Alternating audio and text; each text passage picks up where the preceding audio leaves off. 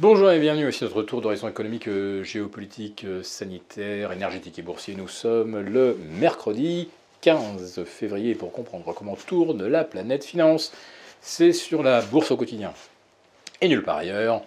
Et l'épisode du jour s'intitulera Les marchés en pleine magie. Alors on va commencer d'abord par les chiffres magiques. Les fameuses 7 semaines de hausse consécutive. Eh bien, on y est. Le CAC 40 bat aujourd'hui un nouveau record absolu. Je vous parle du CAC 40 Global Return, qui atteint maintenant 21 400. C'était 21 300 la veille, c'était 21 200 l'avant-veille. Allez, d'ici vendredi, on sera à 21 600. Si on poursuit sur la même lancée. Et le CAC 40 PX1, celui qui vaut 7002, bah maintenant ça y est, il vaut 7003 et n'est plus qu'à 1% de son record absolu du 5 janvier. Alors ce qu'on observe d'un point de vue technique, c'est que aussi bien le CAC 40 que le S&P 500, pas le Nasdaq, mais en tout cas les indices européens et les indices larges américains affichent des niveaux de surachat et ce qu'on appelle traduisent un niveau d'avidité des investisseurs qui n'a d'équivalent, tenez-vous bien, qu'avec le début de l'automne 1929, 1966, 1988, 1999-2000 et même 2007, on n'avait pas atteint ces niveaux de surachat, bien que ça soit un record historique absolu. Donc c'est vraiment comparable à 2000, 66 et 1929. Donc c'est pour vous dire qu'on est vraiment très très haut dans les tours. Et justement, plus on est haut dans les tours, plus des investisseurs rationnels, constatant qu'évidemment les fondamentaux sont beaucoup moins favorables qu'ils ne l'étaient il y a un an, lors des précédents records, et notamment avec des taux passés de 0 à 5 aux États-Unis, de 0 à 3 en Europe et bientôt 3,5.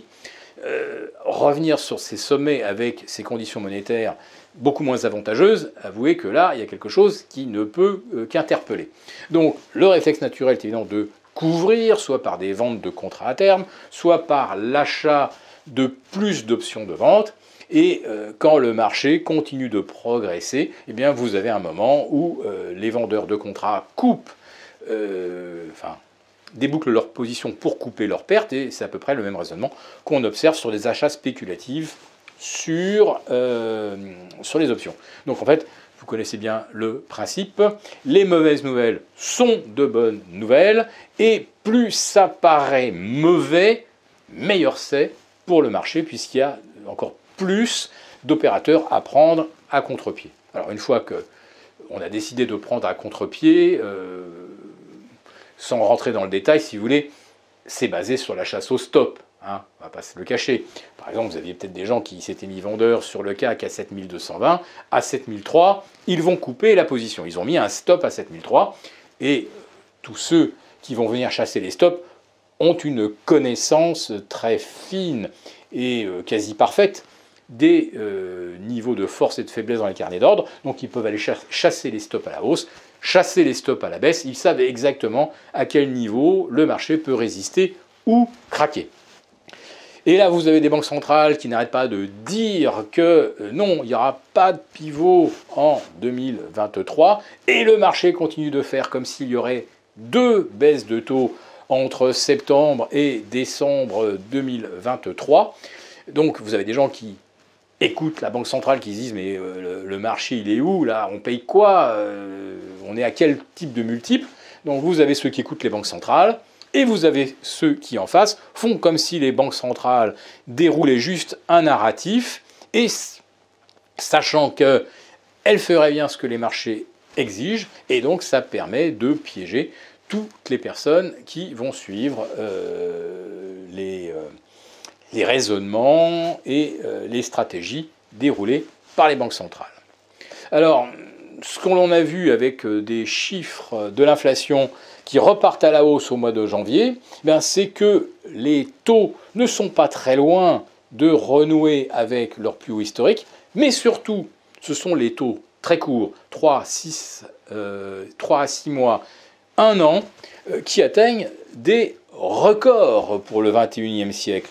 Et là, ce que l'on observe, c'est outre que l'on bat des records de rendement sur les taux courts, mais également on bat des records de différence de rendement entre les taux courts et les taux longs. Et un différentiel de rendement en faveur des taux courts signifie qu'on s'en va vers une récession. Et donc, si c'était vraiment ça l'interprétation, à ce moment-là, on s'en va vers la pire récession du XXIe siècle. Donc, si on s'en va vraiment vers une récession, mais comment les indices boursiers peuvent-ils battre record sur record? Eh bien, j'en reviens toujours à ce principe du contre-pied. Voilà, nous en sommes là. Nous en sommes à la 7e semaine de hausse consécutive, à la 20e pour le CAC 40 depuis fin septembre, et nous sommes à pratiquement 30% repris depuis fin septembre, et sans aucune consolidation intermédiaire. Je le répète, c'est un cas de figure quasiment inconnu, et forcément une conjonction de facteurs idéale pour prendre le consensus à contre-pied.